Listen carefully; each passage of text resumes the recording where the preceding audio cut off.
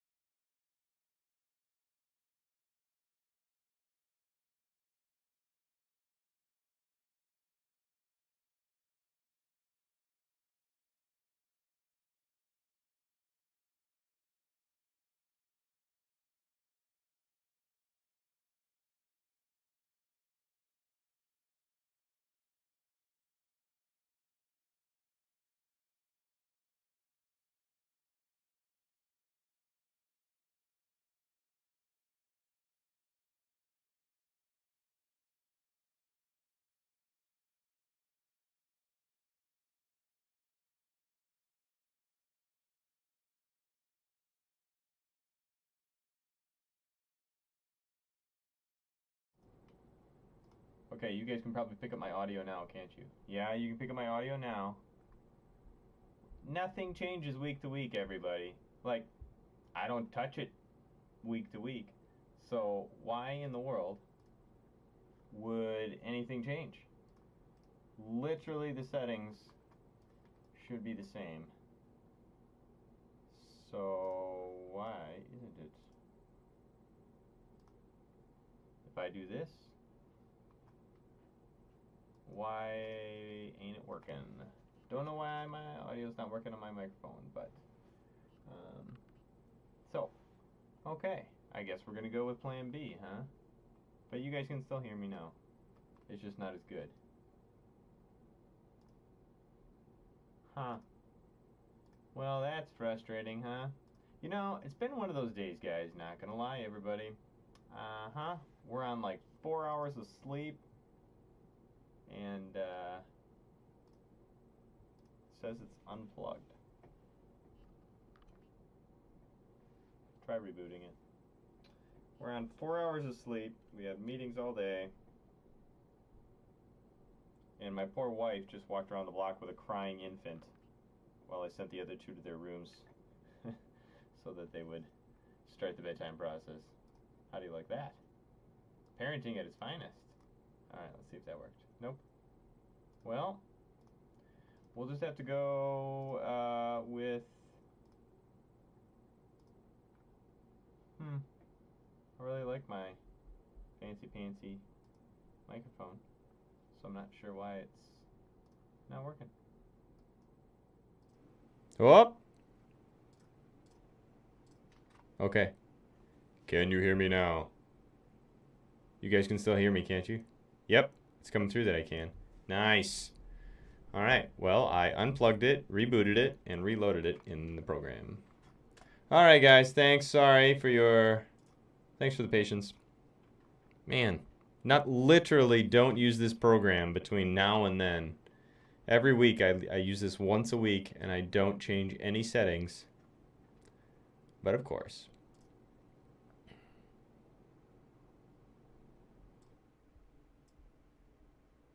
Okay.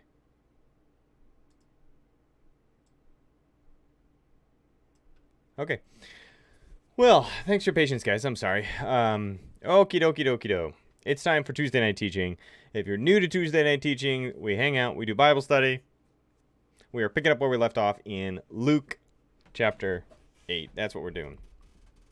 And we've been in Luke chapter 8 actually for a little while. The reason that we're doing Luke is because Luke is a New Testament book that studies the life, death, resurrection of Jesus. It is a gospel, and it flows really cleanly into the book of Acts, which is kind of the trajectory that we're taking. We're taking a narrative look at the Bible, which means that we're going to look at it from a story perspective. We started all the way back in Genesis, and we found our way into the New Testament. We're into Luke, and we're taking the continual stroll, a casual meander through Luke, really just going line by line, verse by verse, bit by bit, and taking our time story by story to better understand the scriptures, spend time together dwelling in it and enriching ourselves. Sound good? All right, sweet. So that's the plan. Let's dive back in. Let's jump in. I bet you my video didn't even have sound to it either, did it? Oh, maybe it did. Who knows? I'm distracted by it. Speaking of videos, let's do a cool intro video. What do you say?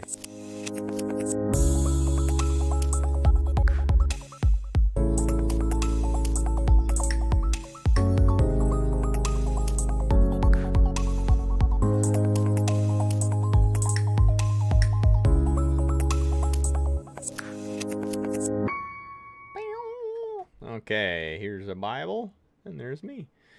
All right, sweet.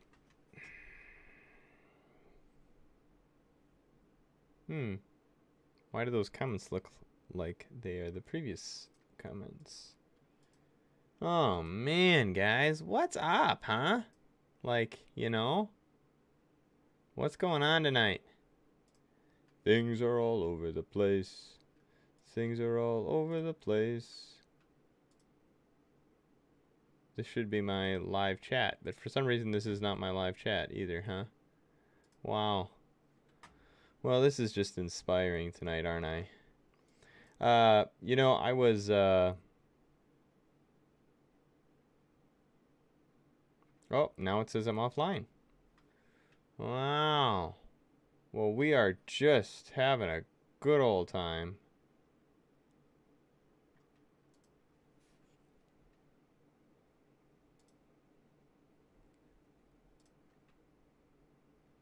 Hello? Is anybody out there? I don't even know if it's working anymore. I don't even know if it's working anymore. Okay, it says some of you are still here. It decided to reboot. Holy cow. What a night. I see you, I hear you, I see the scripture. We're here, okay? Thank you. Some days are just like that.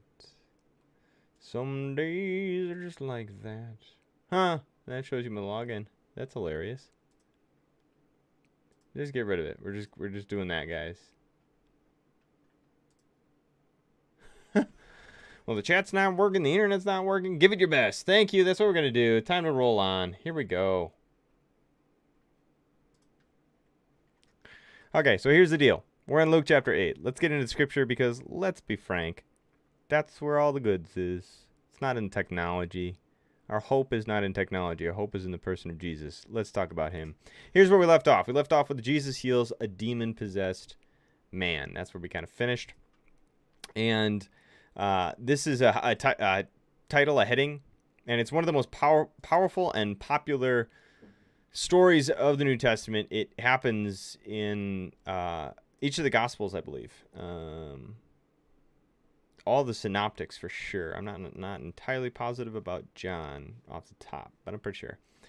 It stems and houses itself probably in Mark. Mark is the earliest of the Gospels that was written, and so it kind of, when Luke sat down to write his orderly account, to use Luke's own words, he probably had Mark in his hands. And so what we're going to actually find through this story and the stories to follow is that he's using Mark's material and telling it with his own theological lens. Here's what happens. Jesus is hanging out in the north with his disciples in the area of Galilee, which has a big sea, the body of water, the Sea of Galilee on it. And he is, if you just remember what happened previously, is he's in a boat and he walks on water and freaks out all of his guys. And they realize, my goodness, you know, the last thing that we get here is, who is this man?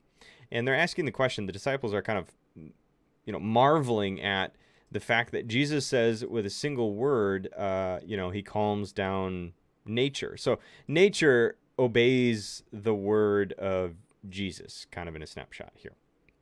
And it leaves them asking the questions about Jesus's own identity. That's where we're leaving off. On the water, who is this man? Even, you know, the wind and the waves obey him. And then apparently they arrive in the region of the Gerasenes. Now it's a little complicated. It goes by a couple different names, and we don't know the exact location. Generally speaking, people think it's the east side of the Sea of Galilee. Sea of Galilee is not terribly large. You know, we live in Wisconsin, and so like Lake Michigan is big, right? The Sea of Galilee ain't that big. But when you are a desert nomadic people, any standing body of water is considered big and a sea. And so they're crossing the Sea of Galilee and probably heading to the east side. The surrounding countryside around the Sea of Galilee has a variety of towns of different makeup. Because it is a water body in a desert, arid part of the world, it attracts people. And so there's populations spread throughout the entire Sea of Galilee's perimeter, and they generally clump together by ethnic group. Okay, so you've got like the Greek towns that have a lot of trade, mercantile. They've got a lot of craftsmen. They got a lot of Greek trade going on. You've got the Roman towns that have Roman populations, retired soldiers, mercenaries coming in, working for Rome, and the local police force, if you will. Rome is policing the area. And then you have Jewish towns. And obviously Jewish towns are the most populous because they're the most populous.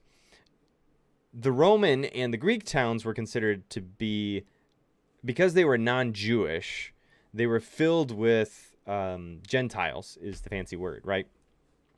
The region of the Gerasenes would have been considered to be probably one of those heavily Greek or Roman territories. And we'll find out why in a little bit. But he's going to an area that isn't loaded with Jews, which is interesting because one of Luke's primary themes is how Jesus is the Messiah, not only for the Jewish people, but for the whole world. We've seen that over and over and over again. Jesus is meant and intended for the entire world. And so Luke is laying into that theme once more here, going as Jesus goes to an area that's not Jewish, but is by all means, Gentile to some degree. And therefore, being Gentile, being non-Jewish, carries with it a certain ethos and atmosphere and expectations that will play an important role when we get into this specific story. So there you go. He arrives in this area, the region of the Gerasenes, across the lake from Galilee. And it's not like, it's a little bit of a weird word nuance. The lake, the Sea of Galilee. Galilee is a region in an area. It's not like Galilee is a specific town. It's kind of a weird. I wish they wouldn't do that in the translation. But as Jesus was climbing out of the boat, picking up right where the previous story, he's in the boat. Now he's climbing out of the boat. A man who was possessed by demons came out to meet him. For a long time, he had been homeless and naked, living in the tombs outside the town. So tombs are common in the ancient world, particularly. It was the way in which you buried your dead. When we say tombs, you're thinking of, like, if you go to Israel with Pastor Bob, you'll literally be driving down the road and you'll see some holes in rock that you'll just drive by. And what you may not realize is there's actually that's a tomb. That there were different sizes to tombs. People would either, people would decompose or be cremated, or their body would be dismembered. Yes, I know it's kind of gross, but basically people would take what is left of the body over time, and then they would place it in these small cave. In the Western world, when I use that term cave, you're thinking of caves that you can like easily walk into or drive a bus into. This is not the case. You got to think of something really small that you can barely, in some cases it's only big enough for an arm to like reach in and place the remains of a body. It's kind of like if you had your, a family member cremated, you would go out to one of these tombs and you would place, the remains into one of these holes in the rock. And then there are other tombs that are larger, more expansive, and also more expensive. And these would be like family tombs. Instead of individual tombs, they'd be family tombs. And sometimes they'd be carved out of rock. Like this is a profession that you could have. You could be a tomb maker, where you would go and you would literally chip away at the rock and create these big, beautiful, vast tombs that would hold not only one person, but entire groups, family groups of people. And the thought was that you would usually have, and this is probably the case with where Jesus was going, Where when Jesus goes to the tomb that we speak of when we talk about Jesus, was an affluent, wealthy tomb. Joseph of Arimathea was a wealthy individual, and provided he had his affairs in orders, and so he had a tomb ready to go for when for him and his family, and so you would go into like Joseph of Arimathea's tomb, and there would usually be a stone table that you would allow the most recent body to decompose on. Yes, I'm sorry, that's a little gross, but that's the way it worked. You would literally lay the body on the to begin the decomposition process, and then you would return to the tomb, and then you would relocate the remains into a niche in the wall of the tomb. And so you would put a body down, and then you would come back and you would relocate it, and this would take a period of time. So tombs ranged in size and scope. That's what I'm trying to tell you. It's not like there was a one size that just like today when you go to a cemetery, you kind of have a sense of what that means in your head. This was far more sporadic, way more spread out.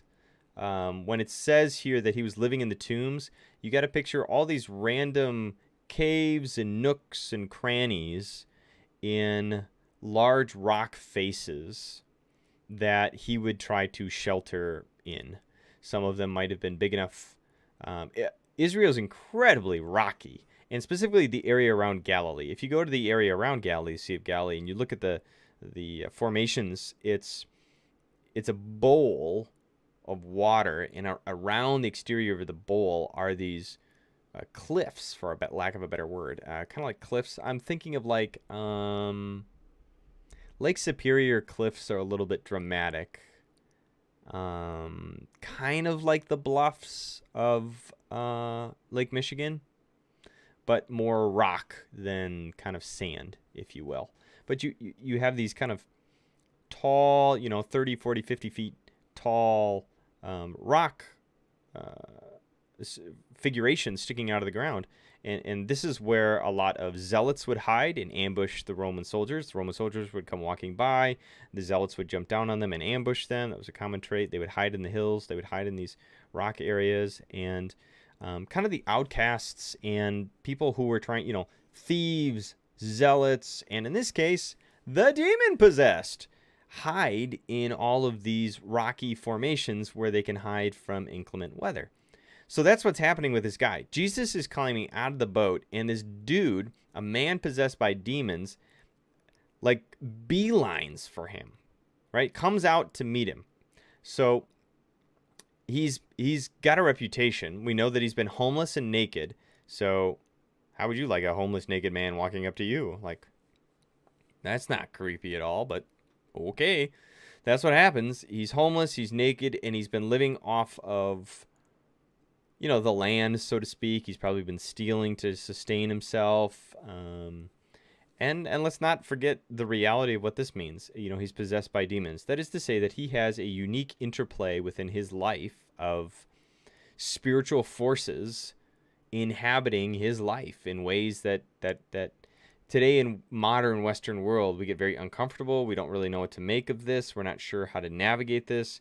You think of Emily Rose, right? You think of what you see in Hollywood, and that is not what the Bible uses to describe the reality of demons. At the same time, I can be perfectly confident in saying, man, there's some nasty spiritual forces out there. There are. And anyone who's lived for any amount of time just knows that, has experienced that. And we try to make sense of it as best we can, and we come up with all sorts of different rationale and reasons. But, for Luke, in his framework and in his spirituality, there's this guy who's just got a lot wrong with him, and there seems to be a spiritual dynamic here where he is making decisions and doing things that he's lost himself, if you will, in being possessed by these spiritual forces at work in his life for negativity. They're not healthy. He's not a healthy person.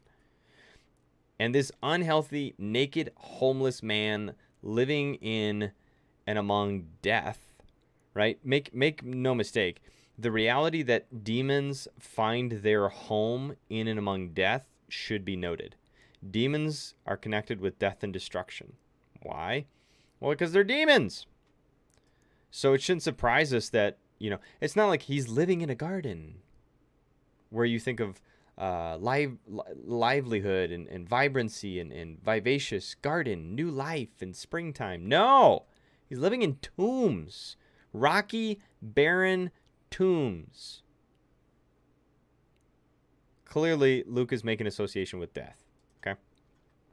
Now, when this guy sees Jesus, he shrieks and he falls down in front of Jesus and he screams, "Why are you interfering with me, Jesus, Son of the Most High God? Please, I beg you, don't torture me." Interesting. Now, even as we read this, we find out in the next verse that Jesus has already spoken and interacted with the man. That is to say that Jesus actually is the one to take the initiative. We don't get that on the front end, but when you follow through on 29, we see that Jesus is the one who takes the reins. He's the one guiding the conversation. As much as this man approaches Jesus, Jesus takes charge of the situation quite quickly. For Jesus had already commanded the evil spirit to come out of him. See the subnote. Unclean. Unclean. Yeah. Anytime you see like unclean, unclean is like not good with God. Unclean. That'll become important later. Jesus has already commanded this evil spirit to come out of him, and the spirit had, and then we get some backstory. Okay, so what you find is a set of three. You said a three set. We often get three sets with Luke. It's a very common thing. We've already seen it. We saw it just recently.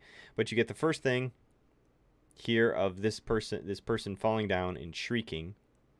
And note that he names who Jesus is. He knows his identity.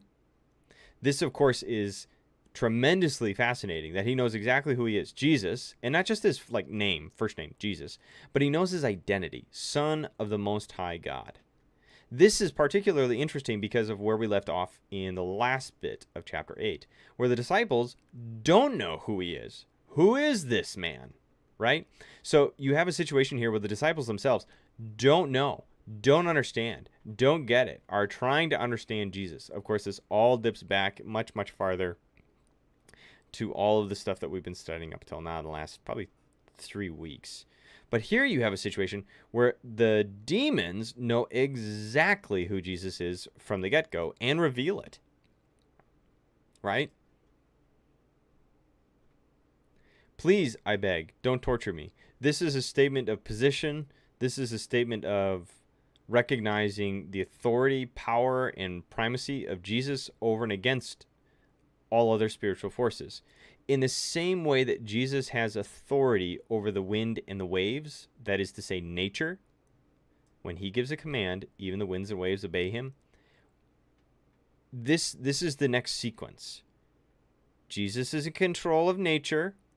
Now we see that Jesus is in control of spiritual forces in the spiritual realm as well. In the same way that Jesus gives a command over nature and nature obeys, here he interacts with the spiritual realm in a way that the spiritual realm has to obey. So there's fear because Jesus has said, "Come out." Now, the spiritual realm seems to have this, the demons seem to have enough oomph to at least push back a little bit on Jesus, which is precisely what demons do, right? They push back on what God is doing. God is doing something, and evil pushes back on it. That's what's happening here. They're trying to push back, but make no mistake, Jesus gets the last word. Jesus is in control and in power in this situation, but evil is trying to do what evil can only do, which is beg and try to distract, confuse, tempt, and worm their way out of the situation, which is precisely where this goes. Please, I beg, don't torture me. So this is a strong statement of Jesus being in command, his authority, even in matters, particularly in matters of the spiritual. Now we get the backstory. This spirit had often taken control of the man. So this poor man has been wrestling with this for a long time. You have to be able to separate the reality of the individual man as a victim, as a sufferer, as one who struggles and hurts from the things that are taking control of his life. Now, before you get all weird on me about the idea of demons and what demons are or are not, and you want to have debate on all that sort of stuff, The simple reality is that there are many things in life that vie for control over our lives. I'm pretty sure everybody would agree with that. And because we are broken human beings, we tend to give control of our lives over to these things. Just call it what it is. We are, at the same time, victims and perpetrators because of and due to our broken nature, our broken reality. And if you want proof of that, look in the mirror, look at the world, look at everything that's going on. And you'll just see that this is a perpetual state of humanity, that we are messy and broken. And so this spirit participates in what it is to dominate this man's life. And this man, as we're about to see, has been so absorbed by the reality of this demon spirit that he can't even speak for himself. There are so many things rolling around inside this dude, spiritual forces and otherwise, that he has no control over his own life. And for a lot of people, that's the way they feel. Out of control. Boom. Yeesh. Anyone who says the Bible isn't relevant or real or whatever, read this. People know what this is like. People know what this is like to feel like you are out of control. And that the forces of darkness just have got you. It's a scary place. It's a terrifying place to be. It continues. Even when he was placed under guard and put in shackles and chains, he simply broke them and rushed out into the wilderness, completely under the demon's power. Now, this is a beautiful articulation here. We don't get this in Mark's, actually, account. That really gets at kind of the ways in which evil is real and does have a measure of power. It's twisted power. It's not real power, but it is a fabricated power in a sense. That this guy, the idea here is that nothing can really hold him. He's more than he is chained by physical chains and shackles. He is chained to the power of the demon and the demons, right? That the shackles and the chains that humanity the police try to put on him, the Roman centurion in the area try to put on him or whatever, is nothing compared to the power of evil that's being exercised in his life, the chains and the shackles that control him. Note also that every time he is free, he simply broke them. He rushes where? Into the wilderness.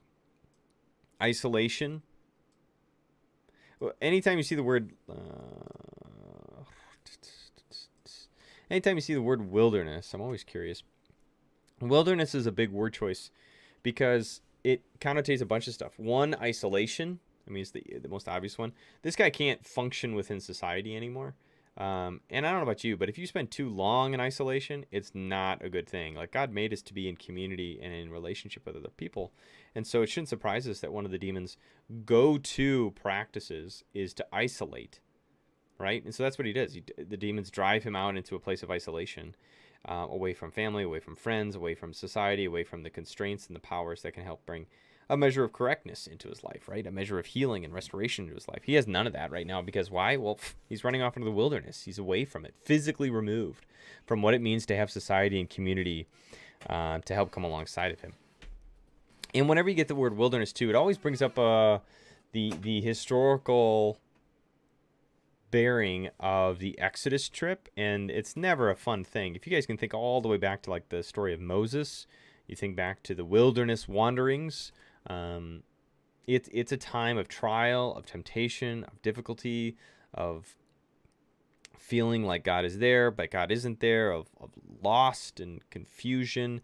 Another place where you see the word wilderness used specifically in the New Testament is when Jesus gets driven out into the wilderness and he is tempted by Satan in the wilderness.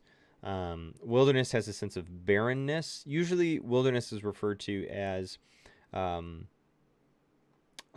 place without water. That's why I wish I could get my software's taking time today too. Boy, oh boy, what a day.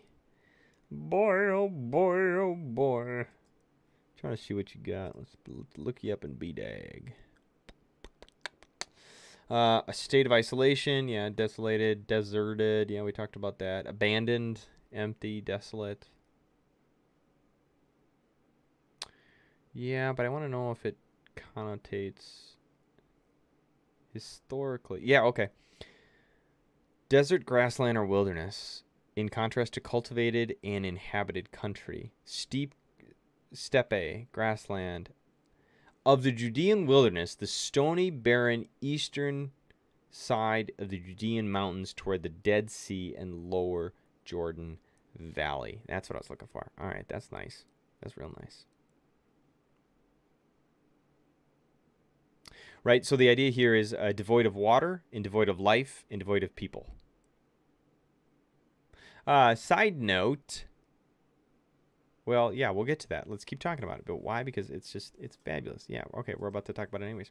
Okay, Jesus demands and responds to the demon. What is your name? He demands of him. Notice the word choice demanded. Who's in control? Jesus. Who has authority? Jesus. That who is. It's not. Jesus politely asked. Nuh-uh. Jesus don't like this. Jesus is not happy about this. Jesus is not pleased. He sees a man gripped in the power and pain of evil in this world that he's come to defeat. So he demands, what's your name? The response, one of the most famous, Legion. Now, let me double check the word choice. Yeah, Legion. Legion, sometimes this gets translated in a number of ways, but the idea here is that by responding legion would have been a reference to a Roman word choice. Like legion is a Roman usage. Luke would have been familiar with, obviously, the Roman Empire. He traveled all over the Roman Empire. Rome is in charge at this time when he's writing all of these things, etc., etc. And so the use of this word choice here would bring with it the sense of a large or vast troop count. Like this use of legion would suggest a Roman legion. That's what you would think if you're reading this as a early New Testament, early Christians, like early Christians who first got the first copies of the Gospel of Luke. When they read that word legion, or they heard that word legion, they're thinking immediately of 5,000 to 6,000 troops, soldiers associated with Rome, power, violence, Rome, and all that comes with Rome. So legion, by saying what is your name, Legion, it is almost as though the demon-possessed man is articulating that the spiritual forces at work in his own life are so great and so powerful and so many, they are so vast in their size and scope, that he's no longer an individual, but he has been entirely consumed by a host of evil loose in his life. That's pretty intense. Legion, he replies, for he was filled with many demons. So he's not dealing with just like one issue, one problem, one spiritual reality claiming his life, one spiritual force or being inhabiting him. He's got a whole legion, a vast host of evil consuming him. The demons kept begging Jesus not to send them into the bottomless pit. All right, let's talk about that. All right, so when we use this bottomless pit, or the abyss, or the underworld, in early Jewish frameworks, the way that they thought about like heaven and hell is different than the way that you and I think about heaven and hell, okay? This term, bottomless pit, look it up. Abysson, netherworld, abyss.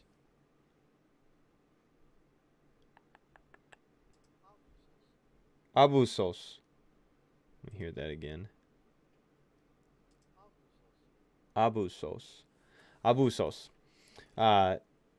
So this Greek word translates, in this case, bottomless pit.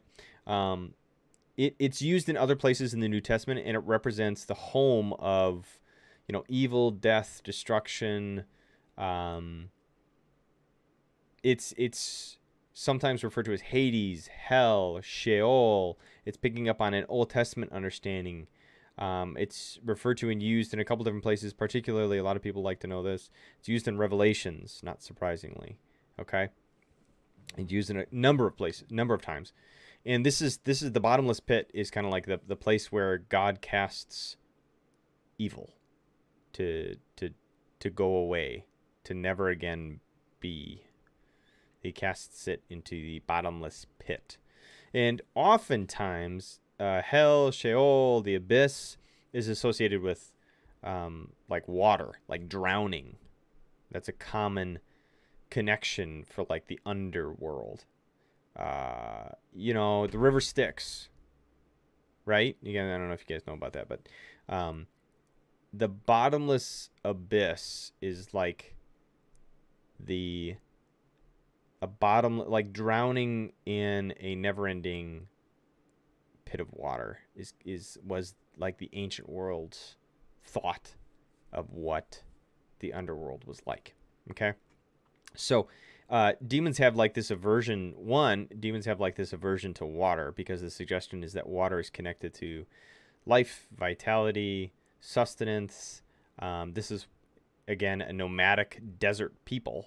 Water is incredibly important to them, which is another reason why, again, as we saw before, the use of the word wilderness, wherever that is. He's driven out into the wilderness, right? There it is. Where there is no water. So they are begging Jesus not to send them into the bottomless pit and void of endless dark water. It's kind of like what's going on there. There happened to be a large herd of pigs feeding on the hillside nearby, and the demons begged Jesus to let them enter the pigs. Now, this is fascinating. This is part of the reason why we know that the land of Gerasenes is definitely pagan, non-Jewish, Gentile. Pigs were considered unclean. There's that word, unclean again. Pigs were considered to be to this very day are considered to be a form of creature that has a natural the rub, if you will, against God. Like God's got a problem with a couple specific creatures in the world for a variety of reasons, and theologians have been trying to make cases throughout time as to why. Okay, I'm not going to try to tell you why there seems to be this issue with pigs in the Jewish theology. I'm not going to try to do that right now, but just suffice to say that pigs are a no-no. You can't feed a Jewish person bacon. Like, that's a no-no. Okay, they have cloven hooves. They eat trash. It's a no-no. Pigs are a no-no. So the idea that there's a large herd of pigs nearby is to say that, gosh, this is definitely not Jewish territory. They're not even supposed to get near pigs, let alone eat pigs. So there must have been some non-Jew Gentiles herding some pigs. There's some pig farmers nearby.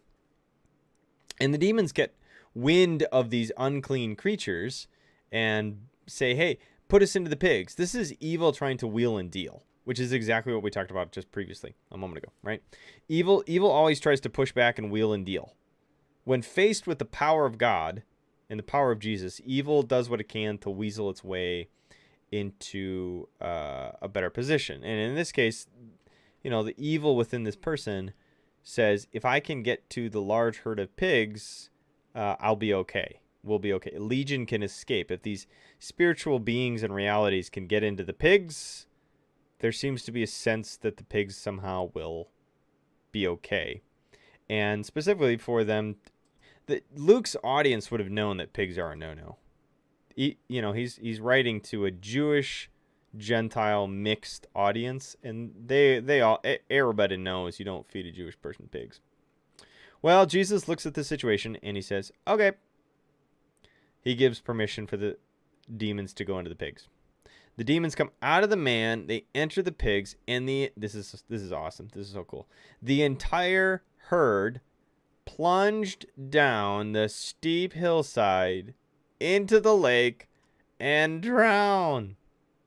That is to say, a couple things. One, evil, in trying to wheel and deal, in trying to survive, if you will, and push back on Jesus, they end up dying anyways. And ironically, they end up going to what we would, the bottomless pit. The lake representing and understanding is kind of like that sense of bottomless watery pit.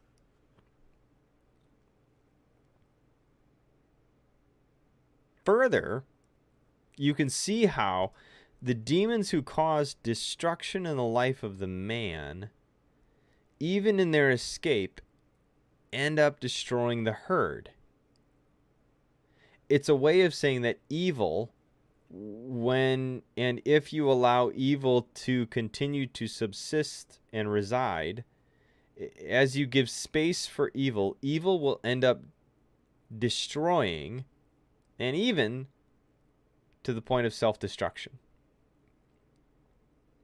It's kind of like violence begets violence. That evil, when let loose in your life, will end up in a place of self-destruction. Evil, ironically, will destroy itself by its very nature, in so much as it will foster destruction wherever it goes. There's some theological loose ends in that we don't have time for right now, but you get the gist.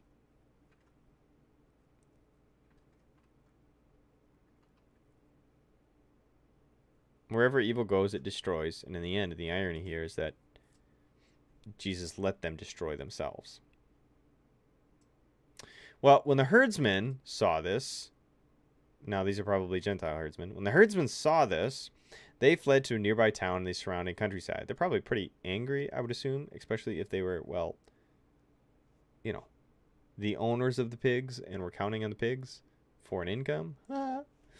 They're pretty unhappy, and they spread news as they ran. People rushed out to see what had happened. A crowd gathered around Jesus, and they saw the man who had been freed from the demons. Okay, so a couple things happen here. One, we see confirmation of Jesus's power, first by the pigs, right? The pigs are the first level of testimony that say that Jesus cast the demons out. The pigs confirm that Jesus has power and authority over the demons. Why? How? Well, because they die, because it happens, because they rush down the hill. The pigs are the first layer of confirmation. The second layer of confirmation is the herdsmen. They've seen it. They witnessed it. And finally, we get a crowd. We get a crowd as a third layer of testimony, if you will, as to that this story all happened. And that Jesus has power over evil. A crowd soon gathered around Jesus, and they saw the man had been freed from demons. He was sitting at Jesus' feet, fully clothed and perfectly sane. And they were all afraid. A couple things to note. The last person who sat at Jesus' feet was the woman, the sinful woman who washed his feet, whom Jesus saves, forgives, restores. Now here you find a demon-possessed man. You had a woman who was captured and controlled by her sinful past and reality, burdened by the weight of her own soul. And here you find a man, now, the complement, a man equally sitting at Jesus' feet, having been rescued, restored, healed, set free, having been burdened by and captured by the pain, turmoil, and evil that was otherwise loose in his life prior. That is to say that, ironically, the place that you want to be is sitting at Jesus' feet, right? That's where you want to be. That's where you want to go. That's where you want to be at his feet. We're going to find this as a theme for Luke, as we're going to find more and more people who sit at Jesus' feet. So he's sitting at Jesus' feet. Note now, as opposed to before where he was naked, he is fully clothed. This is supposed to be a linguistic move. We're getting the bookends here. And the idea is that he is transformed. There's been a change. There's been a shift in his identity, character, makeup. This is restoration, fully clothed. And he's perfectly sane. So he's not screaming and yelling and running. And if you go to Mark's account, I believe it's Mark's account, maybe it's Matthew's, the demon possessed actually like do self-harm, and they throw rocks at people and they hurt themselves, and they give every indication that they are not sane. They give every indication that they're struggling with significant mental illness and significant ramifications as exhibited by their actions that seem to say that they are not of a healthy state of mind. That's a better way to say it. Okay? And so here you have restoration, fully clothed, perfectly sane, sitting at Jesus' feet. He's in a position of a disciple, right? A learner, a student, a follower of Jesus now. I mean, this is in many ways a gospel moment in a nutshell, right? This is another example of in Luke chapter 4 when we talked about Jesus coming to set the oppressed free. This is a person who was oppressed by the reality of evil and demons and spiritual forces, loose in his life, now set free, and gospel good news been restored. Now, the response from the people at seeing all this is fear. They were all afraid. Now, this is fascinating because of what we just read up here, where Jesus gives this teaching on the seeds and the lamp and everything, that not everybody is going to accept Jesus. Not everybody's going to be excited about Jesus. Not everyone's going to accept his word, his authority. Not everybody's going to want to accept who Jesus is and his teachings.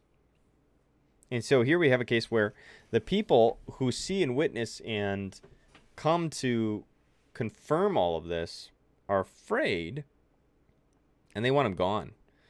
Those who had seen what had happened told others how the demon-possessed man had been healed. And rather than welcome Jesus, rather than be excited about this, because they didn't understand, because they didn't get it, the people in the region of Gerasenes begged Jesus to go away and leave them alone. For a great wave of fear swept over them. I mean, this is like so perfectly humanity at its finest, right? Something miraculous happens that we can't understand, we can't quite grasp.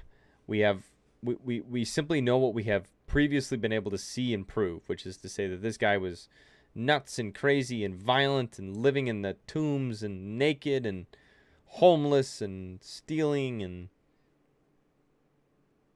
and now all of a sudden he's sitting here perfectly sane, fully clothed, healthy. And this Jesus guy somehow did it. Rather than embracing the mystery, these people reject him. Which is to say, this is interesting because of Luke's narrative.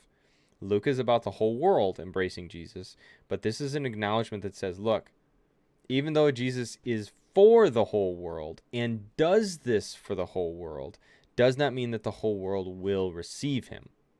Okay? Now, the Gerasene does, the demoniac does, the guy who had the demons, he does. He's thrilled. He's excited. He wants to stay with Jesus. He don't want to leave Jesus. And so every suggestion here would be that, he's a Gentile convert, if you will, to the Jesus way of life. But not everybody will follow Jesus. Not everybody will choose to accept and receive and respond and follow and be shaped by Jesus. Not everybody's going to be okay with the restoration that you cannot seem to understand.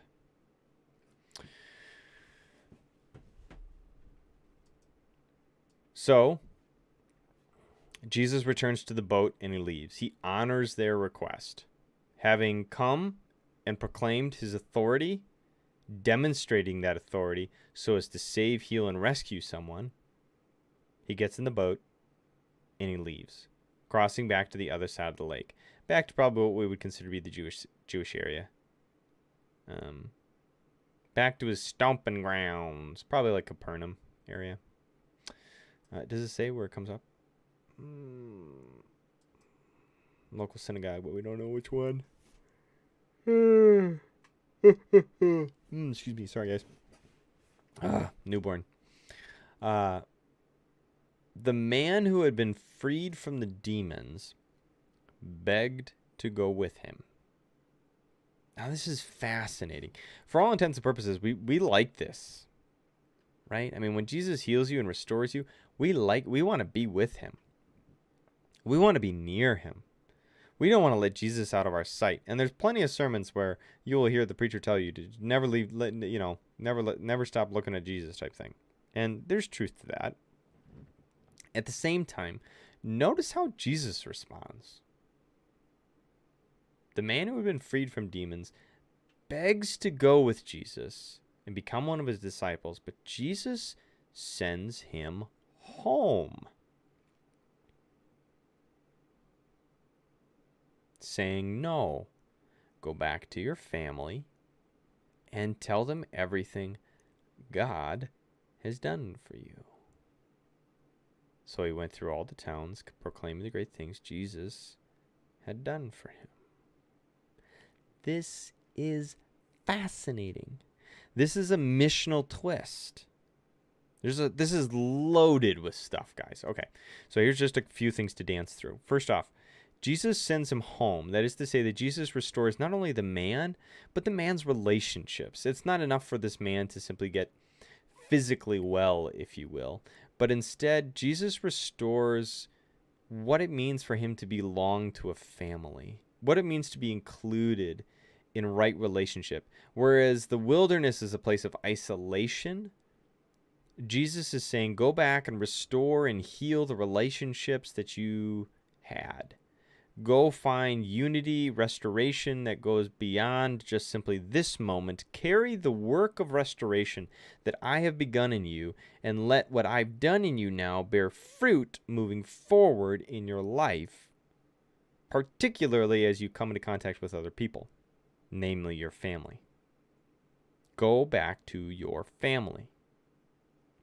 Go back to your town, go back to your family, go back to where you came from. And as you go back to them, as you invite them to participate in the kingdom work that I've begun in you, you can tell them everything God has done for you. Oh, this is so good. Ooh, this is so good. Watch this, watch this, watch this. You watching? Here we go. Watch this. Tell them everything God has done for you. Listen to that play on words. Tell them everything God has done for you. So he went through all the towns proclaiming the great things Jesus had done for him. Oh, snap. Luke is doing something so sneaky and so clever here. Jesus puts the emphasis on what God has done. But make no mistake, Luke is making a huge theological claim about Jesus. Because the same phrase is used where you could interchange God and Jesus in the framework. This is a claim that Jesus, because Jesus is the one who did it for him, right? This is divinity. This is Luke slyly sneaking in there that Jesus is God. He went through the town proclaiming the good things that Jesus, that is God, had done for him. This is so sneaky.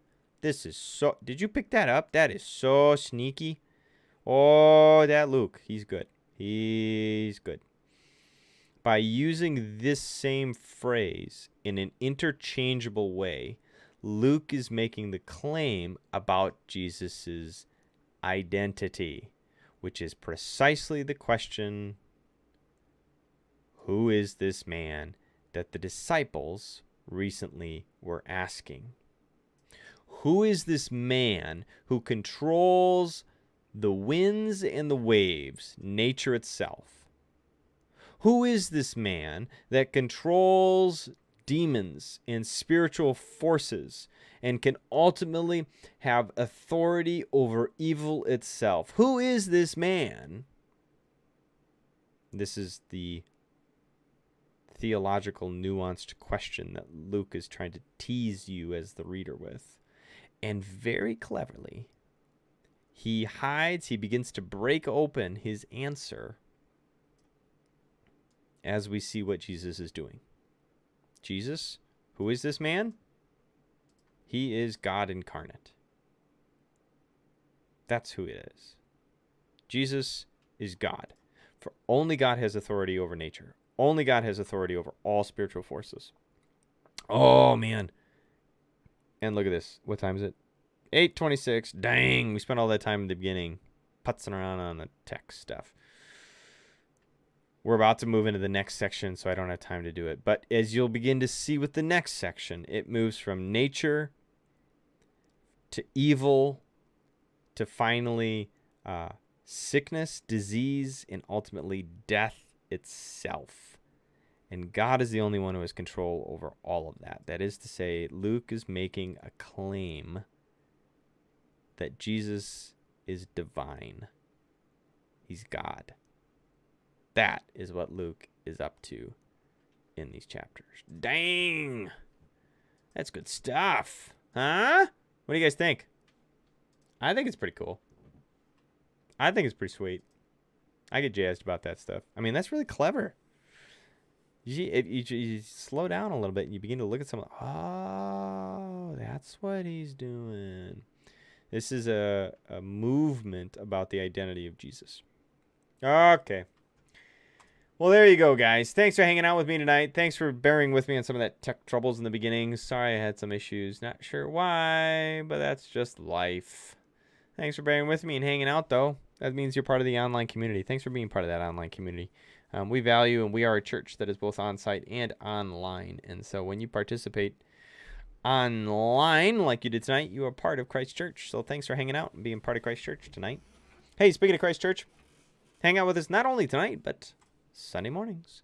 Come hang out Sunday mornings. Top 10 most Googled Psalms. That's what we're rocking right now. Having a blast traveling through the Psalms and enjoying our meander through the Psalms. Top 10. I forget which one is up. Nah, I don't remember. But it's another Psalm. And then lastly, of course, Tuesday nights, you can hang out with me. It's fun hanging out with you tonight. Thank you. 7:30 to 8:30, Tuesday nights. If you ever miss one, you can go back on YouTube and you can watch it. And maybe you know somebody who would be benefit from spending time hanging out, and extend the invitation to him. You know, text them the link or whatever. Ping them with an email. Say, hey, come hang out and do some Bible study with me and Pastor Andrew and our group of cadres on Tuesday nights. So come hang out with me not only Sunday mornings, but Tuesday nights like tonight. Thanks for being part of Christ Church, guys. God bless you all. Go lift some lives. Go elevate Christ. Go be a church for those who aren't here yet. And we will all see you. Talk to you soon. God bless everybody.